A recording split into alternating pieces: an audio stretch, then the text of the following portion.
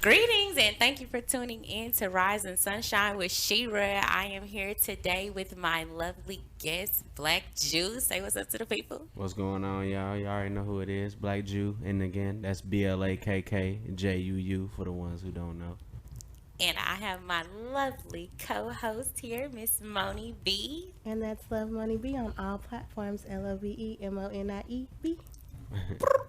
So we're gonna jump right into it. Today, the topic is saying no to say yes, right? So a lot of times we're in situations where in order for us to accomplish something and say yes to our true desires, we got to say no to something else, right? We only have so much capacity as individuals, and so in order to allow something new into your life, you have to release something, right? Yeah. So a lot of times, I know for me, as far as reprogramming is concerned, I've had to go back and do some work with my inner child to say like, hey, it's okay to say no. Like, you don't have to please everybody else all the time. It's okay, from saying for you to be like, nah.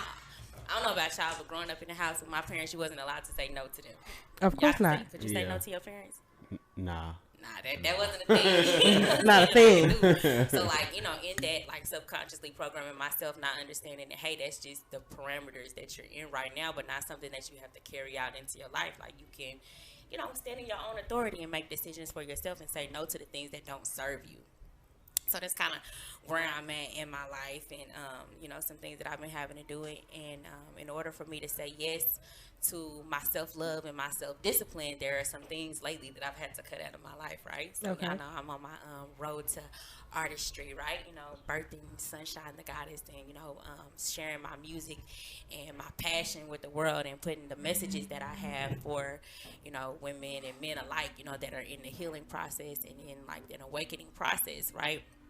But in order for me to be at my best as an artist, some people it don't affect them. Like, they can smoke woods all day, every day, and they voice sound the same. But that's not the case for me. Like, it dries out my vocal cords, and I'm just not at my best as a singer. So I had to put the smoking to the side. Yeah. I might still, get some THC and some other words sometimes. But I had to put the smoking to the side and, say no to that in order to say yes to my career and the things that I want to do in life. Do y'all have any examples of like different things that you've had to say no to in order to say yes to something else that you can share? I mean, for me personally, my thing was being there for everybody. Like, I felt like I had to be like the go-to person, like, especially before I had a child. Like, I was the go-to person. You got a fight, you can't win, I'm in there. You got a bill you can't pay, I got you. You want to go to the mall and you ain't got nobody to go with you, I got you. Like, and I'm just like always yes. Like, and especially with money. Like, I could not tell people no. Like, they'll be like, man, can I just get $5? I'm like, damn, man, $5. Damn, got $5. Let me get $5. You know what I'm saying? Like, and it was just like now as an adult, no. Like, and I'm not saying I'm broke. I'm just saying I ain't got it for you. You know what I'm saying? Like, and like I had to stop telling, like, cause I used to tell people I was broke.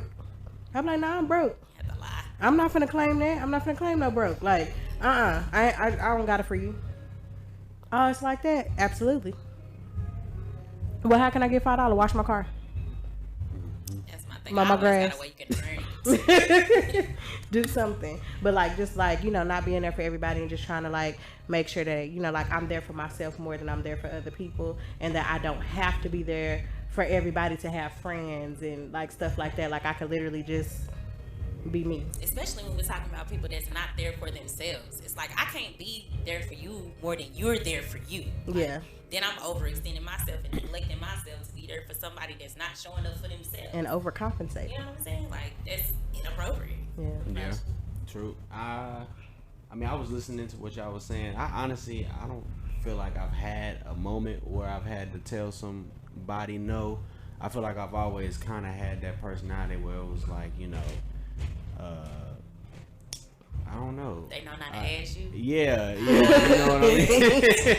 You know what I mean? Like, people never really just come to me for like either whether it's money or, I mean, I guess you could say my time. I have to tell people no about my time sometimes. Like, I can't deal with things that's not gonna help me. You see what I'm saying? Or it's gonna help me prosper. Yeah. You know what I mean? Like, I can't just kick it sometimes. You know what I mean? Because I'm trying to do what I'm trying to do, which is music. You know what I'm saying? So I guess you could say that that's a situation. Yeah. You know what I mean? My experience. But as far as like saying no to other things, like I think sometimes I had to tell myself no.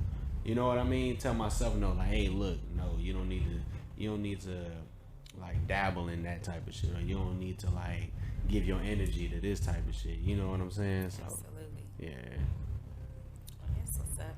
Well, I'm gonna drop a pin in that because we're definitely gonna get back to it when we get to our tantra talks or whatever about being able to say no as it relates to sexual discipline. So we're gonna put a pin in that. But I wanted to give you an opportunity to kind of tell us your story, where you from, how you got here, what got you started in artistry, and just give us a background, help us understand who you are. Well, first off, I'm from Newport News, Virginia. Well, I was born in Newport News, Virginia. That's where pretty much my family is from. Pretty much, we from Newport News, Virginia. But we ended up moving here to Dallas because this is where my dad is from. My stepdad, but he's my dad. How old were you when you came here? It was in 05. I was in like 3rd grade. Okay. Yeah, so I forget what age I was. I had to been like 10ish. 8, 9, something like that. I was a grade ahead too, so I was a little bit younger than everybody in my class. But yeah, we moved down here in 05 though. But I'm from Newport News. Moved down here in 05 and whatnot. I was really always an athlete for real. I never really thought about getting into music. Never. Like maybe once I tried it, like writing, because I was in this little artistic class or whatever it was. But I was like, let me try to write some rap or blah blah blah, and I was like, nah, it's not for me. Like I couldn't come up with nothing for real. I was just writing a bunch of stuff down, and it wasn't nothing rhyming. They ain't have no flow, no nothing. No, they ain't have no nothing. But I was good at like drawing, and I like art class though. Like being a creative still. And but I was always playing football. That was really my main focus for real. And then ended up getting a scholarship, going to college, woo de woo, blah blah blah, doing the works. But I ended up losing my scholarship. So that's what made me go back into I need to get my feelings out. You know what I mean? Because I was depressed. So I started writing poetry. And then as I started writing poetry, I started getting to the point like, man, I want to put some beats behind my poetry. So like, as I'm spitting these poems, like people got like a little hard piano or a soft piano in the background or something like that. You know what I mean? Whatever the case may be. And I was like, man, it low key sound good. I tried to start putting it on beat and whatnot, working on Audacity and all that other shit. Okay. And then I was like, damn, I could make it be on beat, but it ain't all the way on beat. Yeah. Let me start writing to the beat. You see what I'm saying? So I started writing the little piano beats and all that shit. And it just led to me making music. And I didn't really start recording like in the studio for real until I started writing poetry in 2015. I ain't getting to a studio until like 2017 for real. About 2017. Yeah. That's when I started getting to a studio. I made my first little song and whatnot. And then people was like, bro, you got potential, and blah, blah, blah, and woo, woo, woo. So I was like, all right, I guess, you know what I'm saying? But then I had a little song out there while I was at in the Navy, and it was like circulating through my little command or whatever. And people were starting to get a little buzz around. Oh, you do music, blah, blah, blah. I'm like, yeah, I do a little something. Ended up meeting the dude, wanted to manage me or whatever. You know what I mean? His name D. Shout out to D. Keep it 100. But he wanted to manage me and whatnot, and he brought me under his wing, started helping me pay for studio time and all that stuff. So that's really how. Long story short, that's how I got into it for real and started taking it more seriously. Was when I met D. So. Yeah. So you went from college into the Navy? Yeah. Okay. I did. You mind talking about what happened with school? I know for me, a lot of this show is about getting rid of the ideas of like the programming. So I always felt like because things didn't work out for me to go to college that I wasn't gonna be successful. You know what I'm saying? Because like the way I was raised, like that's the way you be successful is you go to school or you ain't shit, Yeah. So just talking a little bit. I mean, you don't have to tell us the specifics if you don't want to share or whatever, but just a little bit about that journey and how you still ended up, in a good place for yourself. That's how most people was raised, though. Most people was raised to believe that college, if you don't go to college, you pretty much not gonna have no future. Mm-hmm. You know what I mean? Me personally, I was taught that. You know what I mean? I was raised like that, but then at the same time, I kind of got to the point where I was like, I feel like I'm gonna do good regardless. You know what I mean? I really was just fucking up for real. I was just skipping out. I was at a religious school too, so I was missing churches and I was skipping out on football practice. You know what I mean? Doing what I was doing and blah blah blah. But you know, long story short, I ended up having to drop out that motherfucker because I couldn't finish. And I got tired of taking classes. I was getting tired of football. I got tired of taking classes.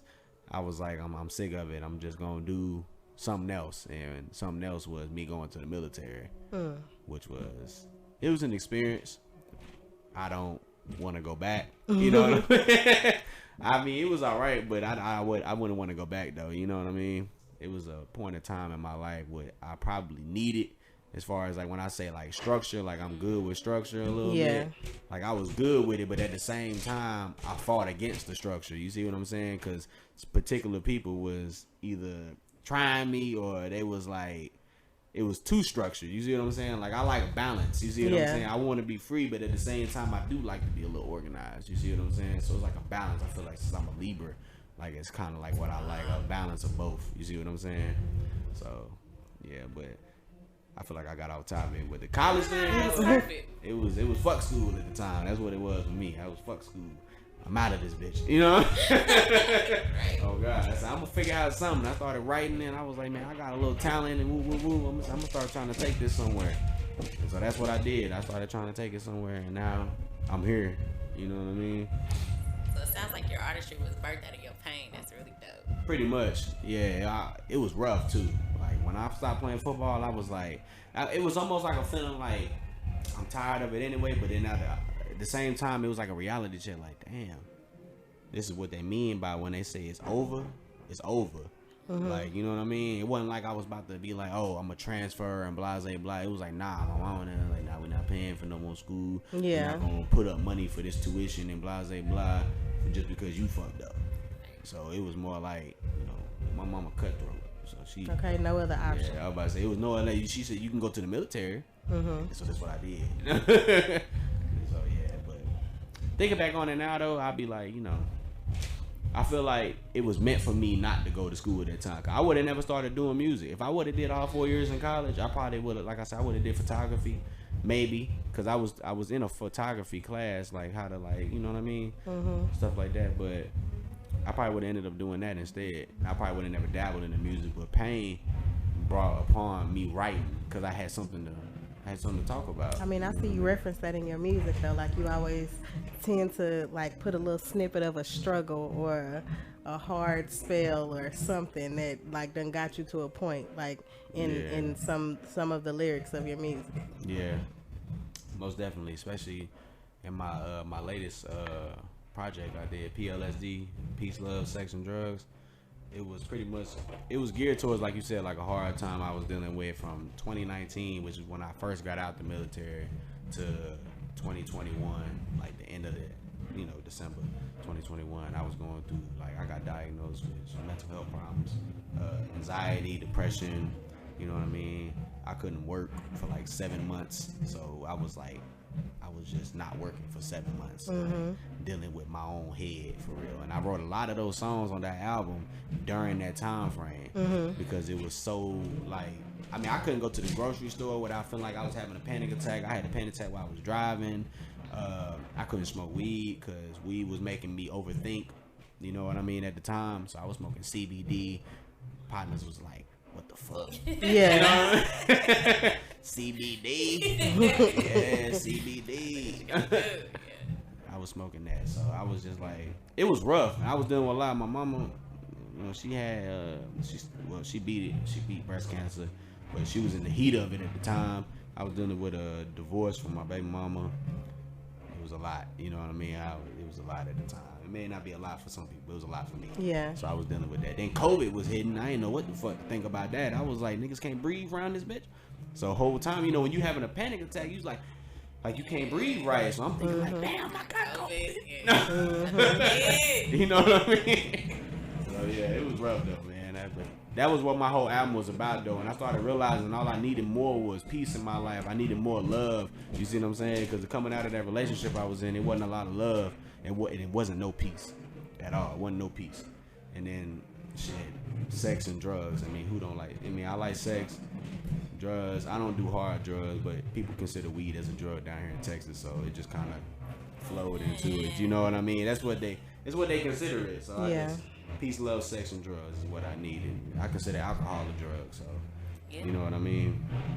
But it's just things that, I mean, this is my coping mechanisms at the time. And granted, I was trying to be better at coping, because you probably shouldn't drink just to cope with certain things. I like to smoke. I'm just a casual drinker. You know what I mean? That's how I like to put it. So that's how I go about life. Fuck it. You know what I mean? And that's crazy. You know, when I invited you here, I was just kind of like going off an unction of like what I was feeling in my spirit, you know, and I, like so much of what you're saying is like just parallel with my experience and like just align with the purpose of this particular podcast. Mm-hmm. So like, I have been diagnosed with major depression and anxiety as well, and it sounds like it was kind of around the same time, right? So I ended up in a place where I couldn't work, and it was like, not necessarily because I was having, you know, anxiety attacks, but because like I couldn't focus. Like I just could not give my attention to my work in order to do my work, and it's like I feel useless. You know, I got all these children to take care of, and it's like I can't even do, you know, the simple things that I was supposed to do at work. And so like that time of being without work and then having to like really just depend on spirit to provide for me and take care of me, you know, just really helped me to come to a place of inner peace. You know what I'm saying? To look within myself for what it is that I was looking for outside of myself. And like I come out of it with like so much personal power and like so much individuality, and like I'm a totally different person than I was 3-4 years ago. You know what I'm saying? Because of that circumstance, like it was like I didn't have a church to go to because I had, you know, got into some I guess just some issues with the way that I perceive church. You know what I'm saying? After you've been in leadership in church for a long time, like, and understanding like the business aspect of it, and seeing how somebody can manipulate scripture and the way that they teach scripture in order to benefit their agenda. It's just like I don't feel like it's right for me to be in here using my gift to draw people into this. You know what I'm saying? Using it like a movie. Like it's like you gotta set it up, make a climax. Then at the climax, that's when you ask for the money. And then like, you know, like when they got to play some giving music, like you want to ask me to put my energy out to make people give money to this organization, and y'all not even necessarily, you know, distributing this in a way that the template was set out for it to be distributed. I'll say that. You know what I'm saying? And so it's just like, not to condemn anybody for what they do, but it was just like I started to feel convicted about using my energy to benefit them in that way. And I said all that to say that I didn't have like the fellowship that I normally had, or like what was like my therapeutic outlet, because I felt like I didn't have music no more, because my music was tied up in, you know, church. And so it kind of pushed me to start writing and start, you know, getting into my own music. And shout out to Miss Pretty Blakk, because she wrote some songs for a version of me that didn't have a voice. And so I was able to start expressing myself through her story, because our stories, you know what I'm saying, align. And so I was just really grateful for the opportunity to express a lot of those things that I had on my chest that I could never talk about, that I didn't have the voice to put pen to paper to say how I was feeling and what I was going through in those moments. So it definitely, you know, helped me to birth my passion out for writing and for, you know, creating my own music. So I appreciate that we got those parallels in that way. I mean, yeah, I don't know.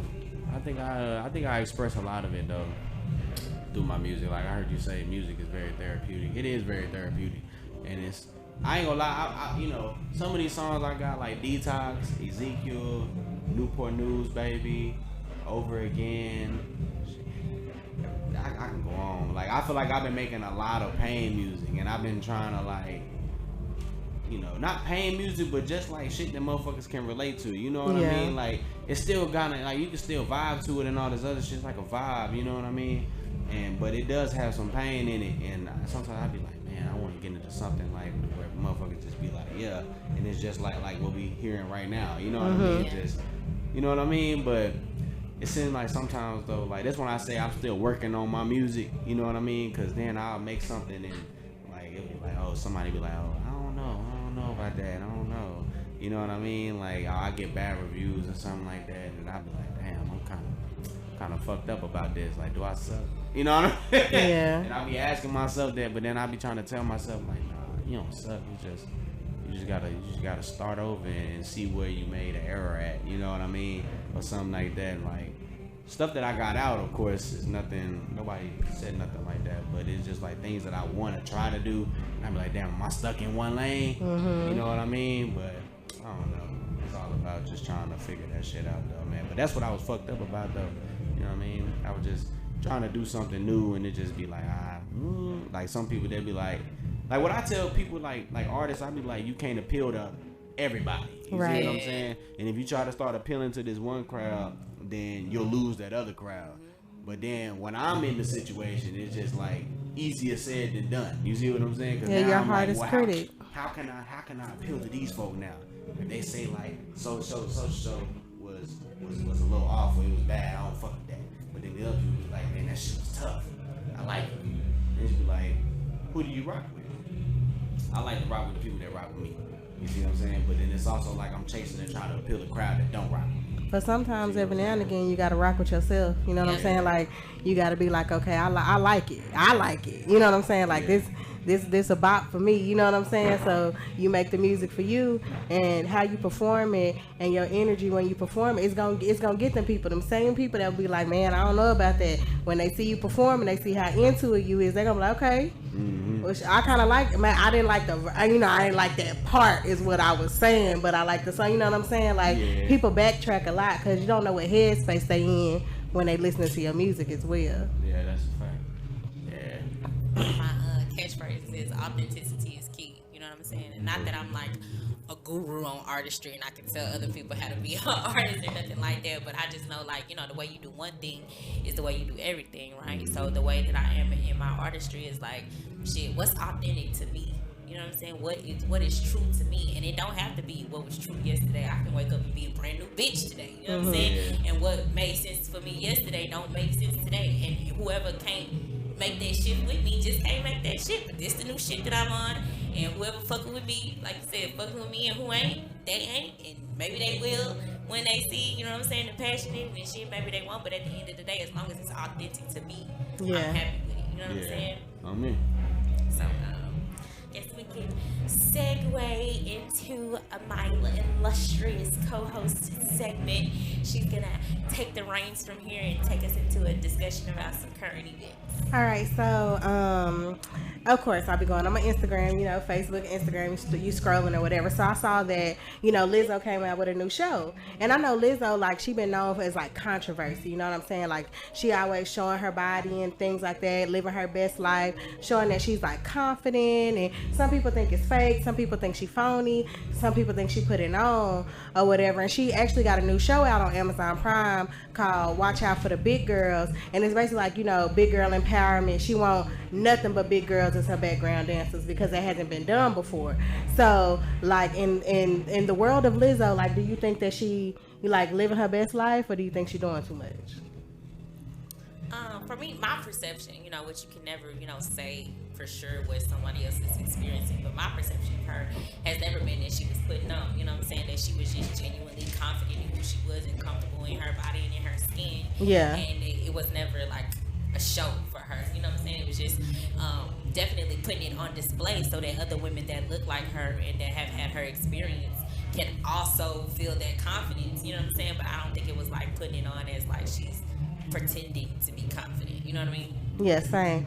So I always wonder, like, why does confidence always have like a size connotation? Like, when I was growing up, I used to see Snoop, you know, like Snoop was thin, but I like Snoop. Like, I was just like, he cool, he look good to me, you know what I'm saying? But like, people see him like he'll take off his shirt, you know, he was young, they were like, man, he need to put his shirt back on, he too thin for that. But then like, you'll see like Tyrese, Michael B. Jordan, you know, like something like that, they snatch off their shirt and they like, you know, like, he cut up or whatever. Same thing with women. Like, you'll see Lizzo, she'll be in a two-piece on her social media, and she can put some clothes on, she don't need to be out there like that. But you see Megan Thee Stallion in a two-piece and twerking, you know what I'm saying? And it's like, oh yeah, you know what I'm saying? You're like, so why do you think it's some size like incorporated in that? Because it goes for male and female. Yeah, that's because America has put a judgment on what sexy is. Yeah. You see what I'm saying? If you not cut up, or if you ain't got a BBL type look, you know what I mean? I wasn't ready. If you ain't got that, then that's what America think is sexy. And so now, since you done pushed that media out, now it's like a brainwashing scheme. Now it's manipulation. So now, anytime a young kid growing up, they looking at Megan Thee Stallion, like how me when I was a kid, I'm looking at Beyonce, I'm looking at Mariah Carey, I'm looking at all these, Sierra, all them, Rihanna's and stuff like that. And you like, that's what sexy is. Yeah. This is what I like, blase blah, because this is what they push into your head. So now these young kids, all they seeing Megan Thee Stallion, all this other shit. They not looking at Lizzo and being like, oh, you sexy. Right. They like, nah, that's not sexy, because that's what America done push. You see what I'm saying? They not pushing that. They gonna be like, oh, nah, if you too skinny, it look weird. Like Coyle Ray. Yeah. Coyle Ray skinny. And they gonna make fun of her for being skinny. Right. But some people just naturally skinny, just like how some people are naturally like thin, or some people naturally big, or whatever the case may be. But sexy is always like I said, beauty's in the eyes of the beholder. You see what I'm saying? That part. You know what I'm saying? So Sexy is an energy. like Okay. me, I thought I was, man, last year I had like 2020. I'm like, I had a dad bod. I'm like, with the little belly, chest. You know what I mean? So I'm thinking like, man, I don't look like my best self. But then somebody did bring it to my attention, because I started working out thinking I'm making myself look better.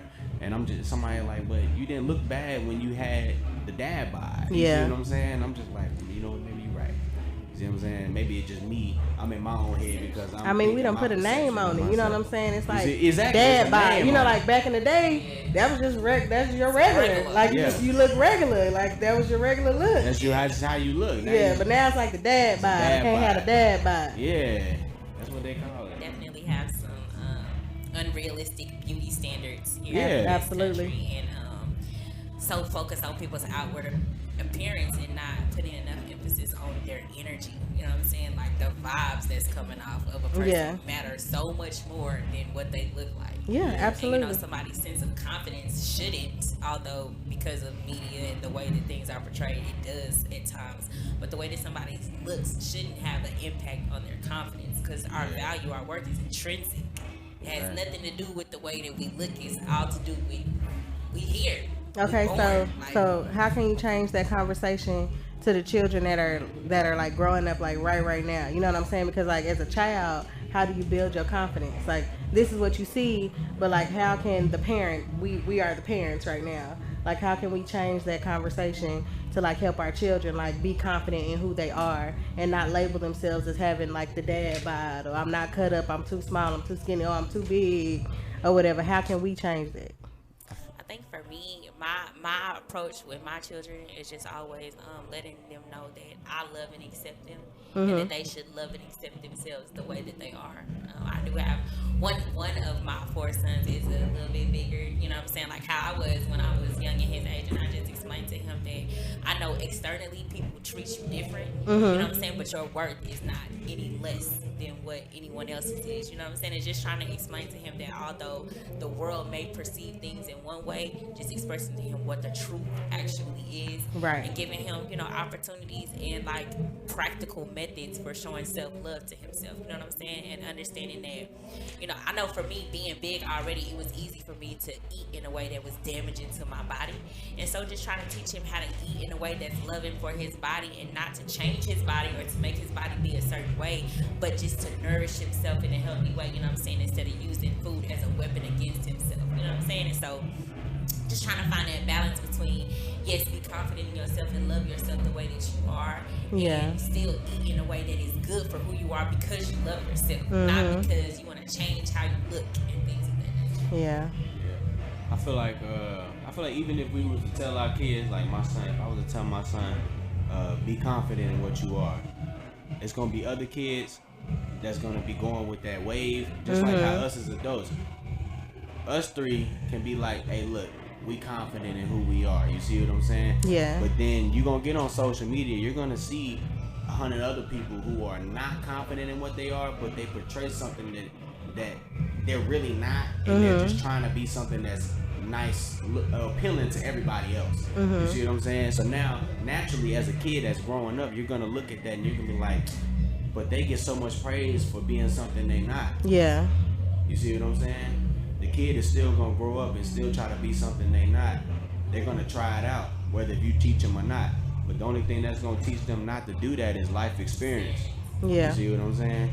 And that's what I teach my son too. Like, for the most part, like I don't think we've ever even had the confidence talk. Cause I feel like he's too young to understand it. You know what I'm saying? Like genuine confidence. Like, I'm too busy worried about being a kid. I'm trying to figure out, am I gonna get some candy tomorrow? You know what I'm saying? Like, I'm gonna have a good time at school tomorrow? Am they gonna give me homework on a Friday? You know what I'm saying? Like, so like, I just tell him to be him. I be like, just do you. Like, be you. Yeah. You like, somebody call you weird. If you like what you like, just be you. Like. You know what I'm saying? Like, that's what you like. It might be weird to them. They don't understand it. Like, I tell them all the time, everybody don't like anime.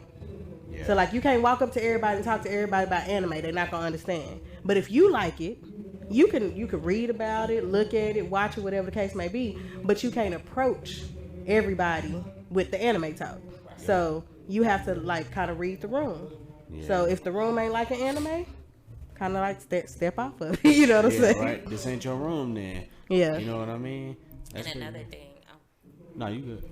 Another thing of like just helping like my son understand like when he getting picked on that, you know, hurt people. Yeah. And those people that are bullying you and having, you know, issues, making an issue for you every day, you don't know what they going through at the house. You know what I'm saying? You don't know what pain they're enduring that's causing them to come into an environment and try to inflict pain on you.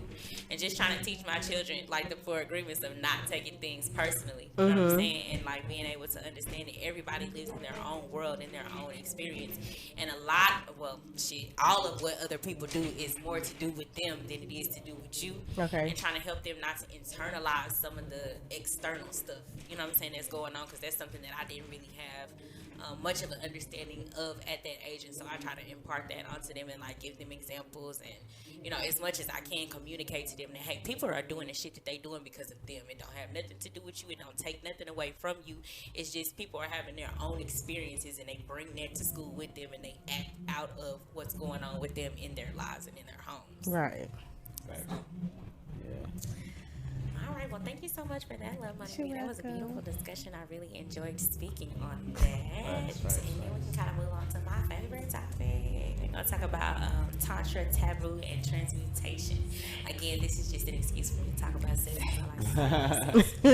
So, okay, I'm going to tell y'all just a little story or whatever. Okay, so this is producer that I was working with, right? You know, everything was going good or whatever.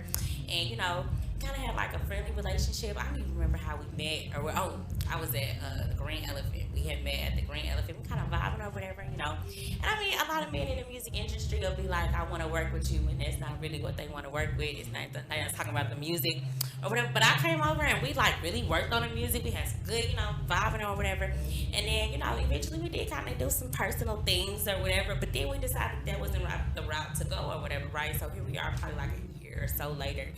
And I come over, we finna work on music, and long story short, he kicked me out because I wasn't fucking, right? And I'm just like, no, I'm tired, I've been at work, you know, I'm not in, and we haven't been doing that, like, that's not the vibe, I don't want to do that or whatever. And I remember a time where I would have never told him no, just because of, first of all, fear of being raped, because, like, if you didn't have sex with somebody, now you need to say yes to them every time they ask, right? And then being like my religious background that said, you know what I'm saying, basically once you in something with somebody, they own you. Like, I never felt like I could say no to my husband when I was married.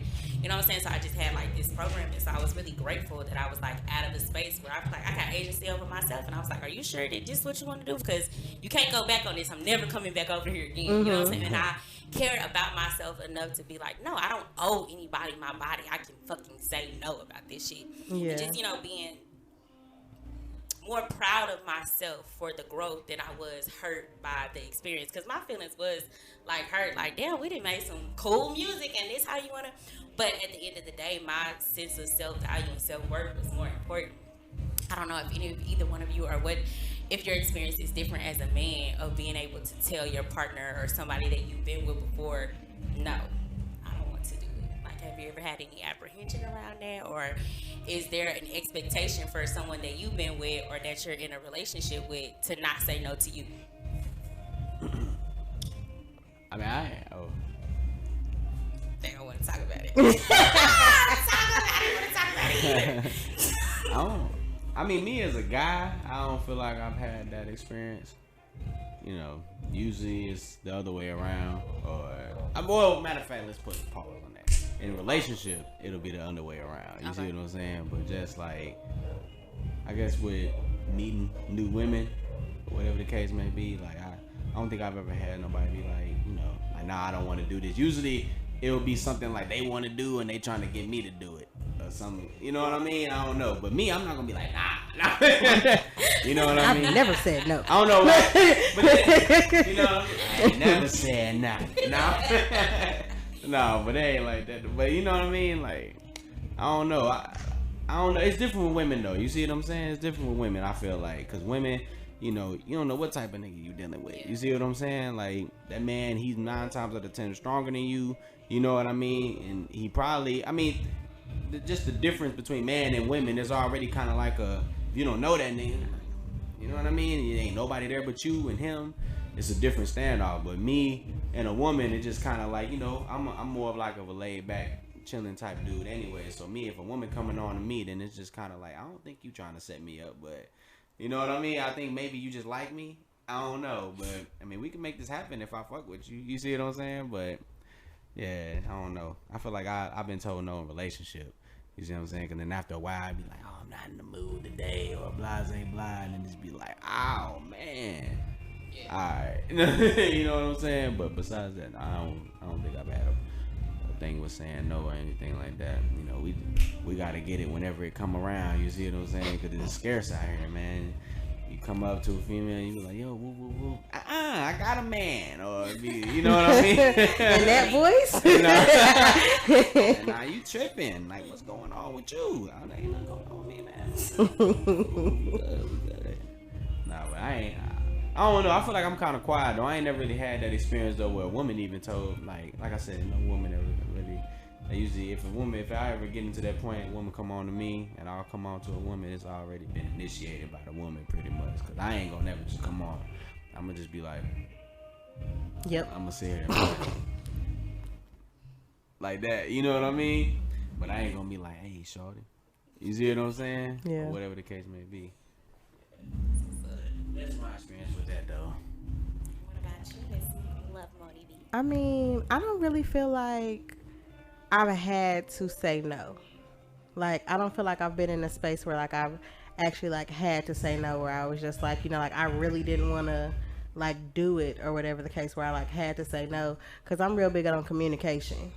And I be feeling like if we communicate, we in a relationship, like, you know, I done been to work all day and came home and cook, whatever the case may be, and you still like tapping on me like, hey, like you not picking up the social cues, like you not you see I'm tired, like, you know, like I'm not gonna give you what I'm supposed to give, like, you know, like.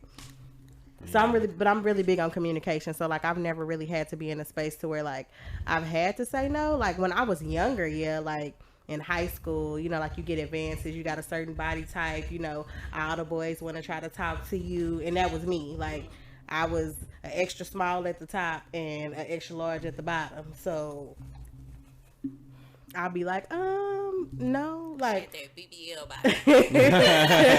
and it wasn't even a thing back then, okay? I was still being called a big girl, okay? But it was just like, you know, like in high school, I would be like, no, like, you know, like what do you mean? Like that wasn't a thing, girl. I seen one girl pregnant in high school, and it fucked you up. Because I was just like, I was like, is she gonna finish school? Is she gonna be able to take her kids to school? Like that wasn't a thing. Like you really didn't see that many kids, and like once they was pregnant, they disappeared. Mm-hmm. Like you never saw them girls again. Like I know I didn't. Like you'll see a girl. I seen one girl pregnant in middle school. I never saw her again.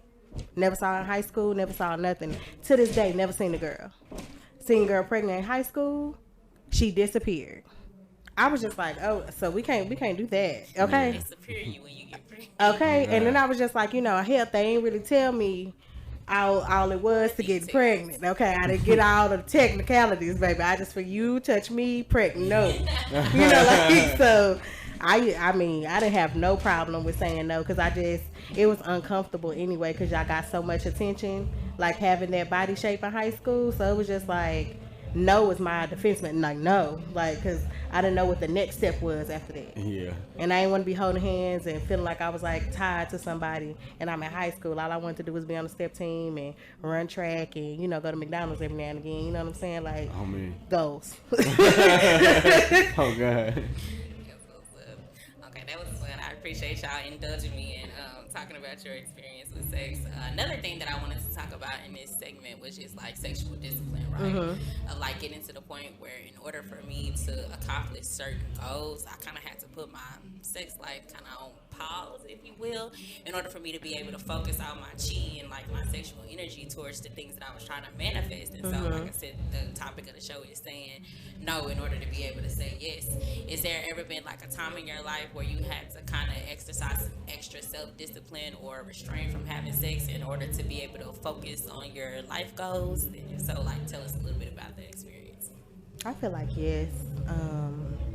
You know, like when you get caught up in a relationship and like it goes from like loving to spend time with each other to just sex, like but it's a two-way street. Like it's both of y'all. Like that's like you see each other. That's it. That's the main goal. That's it. That's all that's right there. Like, you know what I'm saying? And it's just like you don't do anything. Like you don't accomplish anything. And then it's like you look back and you be like, damn. Like every time I see you while I'm in a space with you, this is all we doing. Like we're not getting nothing accomplished.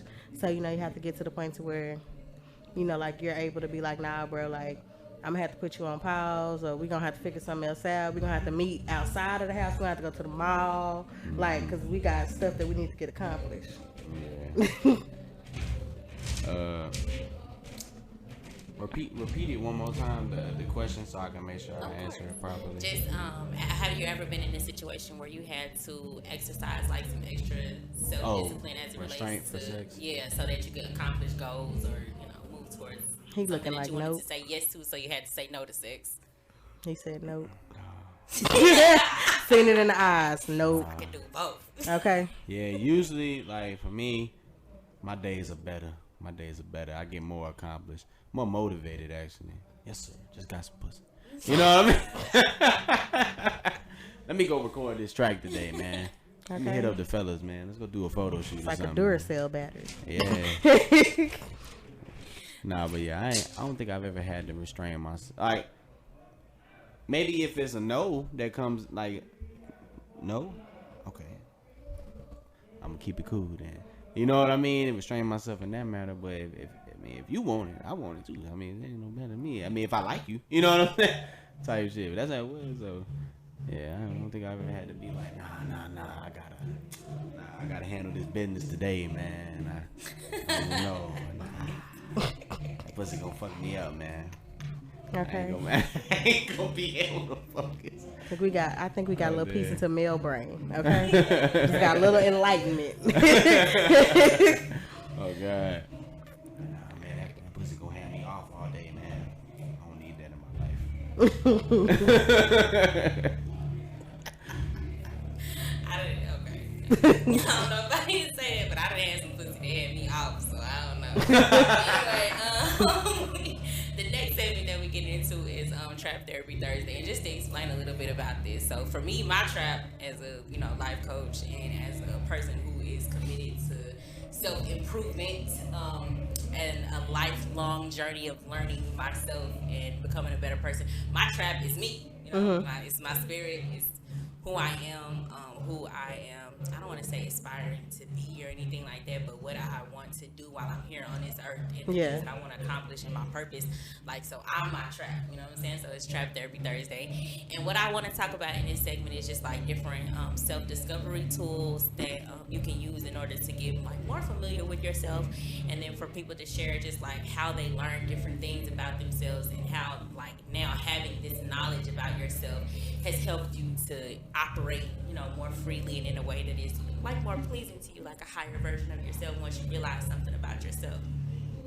And so I did a little bit of research about you or whatever, and I understand that your life path is the number 4, and I heard you talking earlier about having balance between freedom and structure, right? And so fours tend to have like issues or strengths as it relates to like discipline and having like structure around them. So like, how did you find out that, man, I gotta have some type of balance in this structure, not be way too much in somebody else's structure, but I still have to have like some level of respect for authority and be able to conform to other people's structure sometimes? Like, what was that journey like for you of discovering that about yourself and like finding that balance, Mr. Libra? In the military, for real. I learned that, cause you know in the military, you know it's a culture shock for real. It's like you in limbo. It's not real life. Yeah. It's like you really being told what to do. Like it ain't like you at the job, motherfucker got you fucked up. You like, nigga, hell no. Okay, you required to do this. Okay. I was that in the Navy. I'm like, y'all got me fucked up. You see what I'm saying? Smack me with that restriction. I can't go nowhere. I said, oh, this is some bullshit. And then, so with me being like that, because I was like, yeah, I like this. At first, I was like, man, this is what I want. Joe Navy, saluting niggas and shit. And then I was like, you know, this ain't all what I thought it was. Because that was the other side of me that was like, hold on, y'all a little bit too, y'all too trying to be all up in what I'm doing and a little too on my ass about shit. Yeah. Like, I shouldn't have to be like, doing certain shit. Like y'all have to know everything that I do. I have to be here on time. I gotta have my beard. I can't have a beard. I can't do nothing. Like, you see what I'm saying? Yeah. Just all types of shit. And then battling that was kind of strange because it was like, all right, you know, I kind of like being in a structure environment. Like I like being able to know that I'm getting paid. You see what I'm saying? I like being able to know that this was gonna happen today. I don't gotta worry about something changing, about this constant change when I'm going to work or blah, blah, blah. And I was battling that with the fact that I didn't like the motherfuckers being all up in my business, and I was an artist at the same time, so I also wanted to be able to have time to do what I was doing. Yeah. So it was kind of weird, you know what I mean? Like, part of me was just like, oh yeah, I'm free-spirited, but then a part of me, it was almost like I needed a person to be my structure. You see what I'm saying? Because I'm more free-spirited than I was toward the structure. It's like I need a little bit of balance, but if you look at the scale of Libra, you always got one that's a little bit higher than the other, but that keeps me balanced. I'm a little bit more free-spirited than I am structured. You see what I'm saying? So, you know, just dealing with that in the Navy, it was just kind of like realizing about myself. I was like, damn, like, I like it, but I don't. You know what I mean? So that's when I realized that shit. And that's when I started looking up, like, what am I? Like, somebody told me that. It was like, when your birthday? I'm like, I'm a Libra, blah, blah, blah. They was like, oh, so you like a little bit of balance. You like a little bit of both, but you don't like too much of one thing. Yeah. You see what I'm saying? So, because if you too free, if it ain't no structure at all, it's chaos. Yeah. You ain't gonna get nothing done. You ain't get no business done, no nothing. You just out here just smoking my weed, and then I'm just like, you know what I mean? Ain't nothing getting done. You know what I mean? Niggas got kids, niggas got, you know what I mean, bills, all that other, you know what I mean? I'm trying to make moves so that way, just in case, if music don't work out, I have a fallback plan. I'm still wealthy and rich. You see what I'm saying? Which is reality for me. You see what I'm saying? So it's just like, I need that. But at the same time, I like to express myself because I'm a creative. You see what I'm saying? So that's, you know, that's what I learned about myself. You know? So how does that balance like play out for you now? Like once you got outside of the military, like picking a job as a civilian, and like what's your structure like with that now?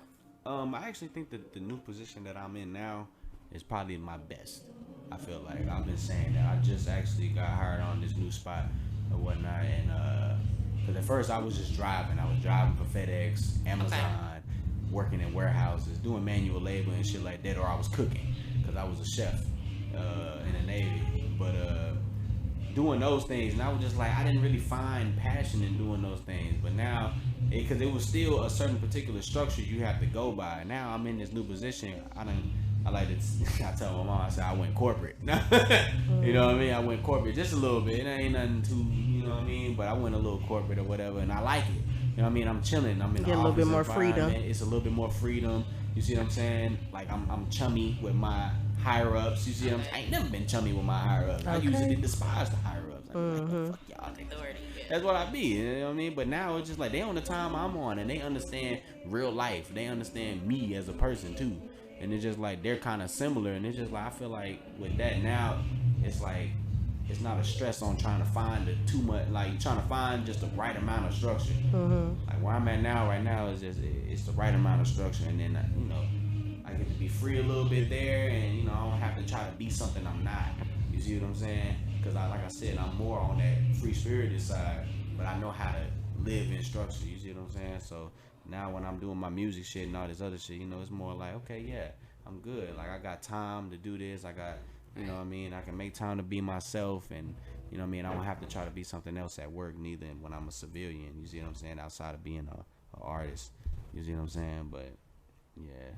I don't know if I explained that well or not. No, you did. I really just be talking. Definitely answered. For sure. That's what I'm looking for in this segment. It's just for people to help other people understand like what your journey to self-discovery and like finding that balance for yourself is. Like as you learn things about yourself, to like, okay, that's not gonna work for me because the way I'm set up, I don't do that. Yeah. So that's perfect.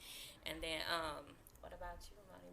You don't have to necessarily talk about your life path number, but I know we also looked up like Saturn placements. So for me, my Saturn is in Capricorn, and I have 3 Capricorn placements. Like my whole chart is like Earth stuff, so I'm like really like by the books, like black and white type of person. And the particular Saturn placement that I have for myself just kind of makes me a little bit more sensitive to like responsibility and feeling like the weight of the world is on my shoulder, and sometimes letting my insecurities cause me to back out of things that I feel like, oh, that's gonna be too heavy, or I'm not gonna be able to execute that perfectly, so I'm not even gonna deal with that or try that at all. And so that's something that I've had to overcome in my life, of failing forward. And even like in doing this, it's like in trying to convince myself like it don't have to be perfect. Like the imperfections of it are gonna be things that contribute to the value of it, and stop trying to like be scripted and perfect with everything. Yeah. So like just facing that in my everyday life, and it's crazy to me, you know, that it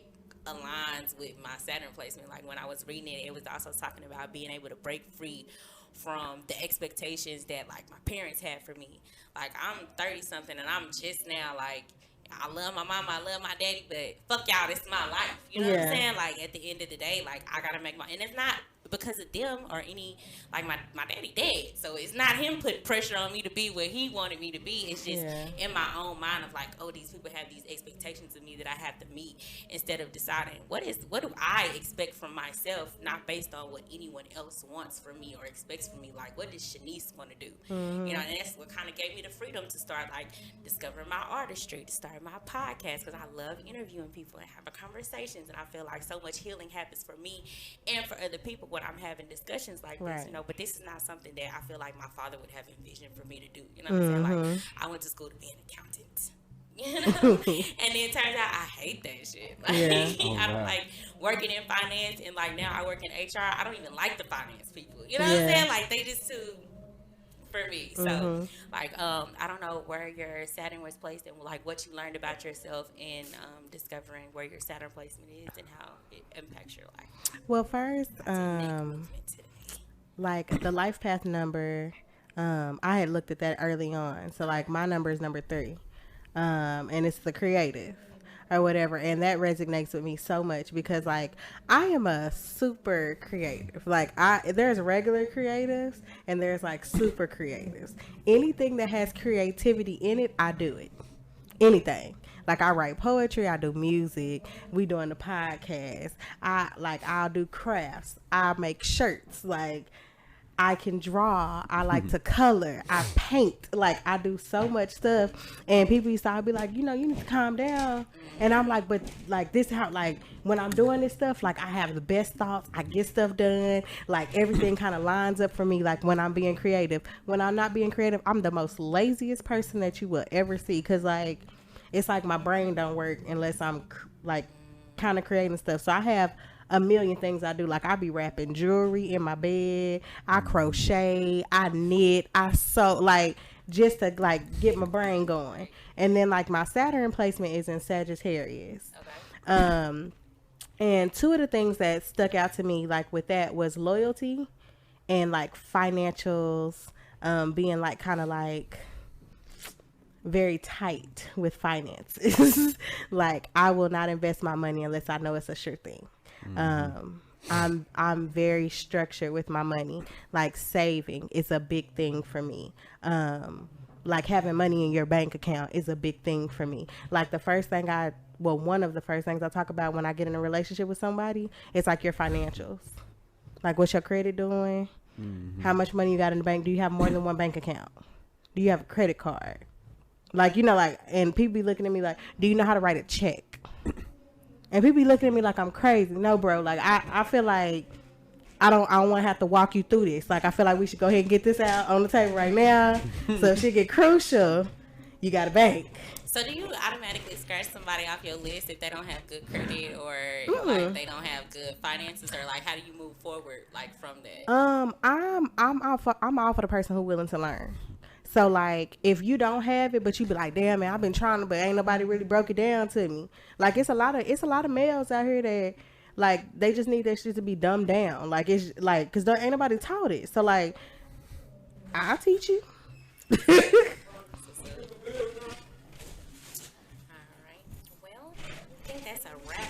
Anybody had any final words or anything that they wanted to contribute before we close out? We definitely gonna get to some of your music. I'm excited about that. But any final words for the show? I mean, no. All right. Well, I definitely appreciate both of you for being here today.